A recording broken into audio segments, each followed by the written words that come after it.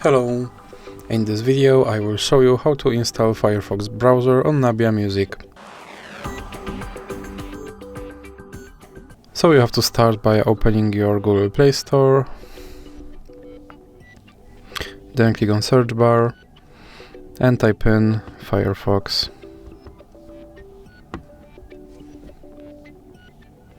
Then click install.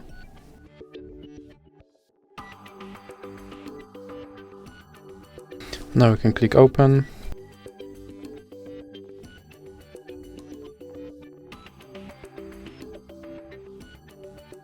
And here you can set your browser as a default browser, or you can click cancel.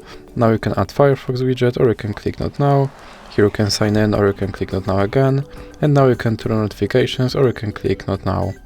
And as you can see, my Firefox browser is now installed and ready to use. So that's it for this video. If you liked it, please remember to leave a like and subscribe.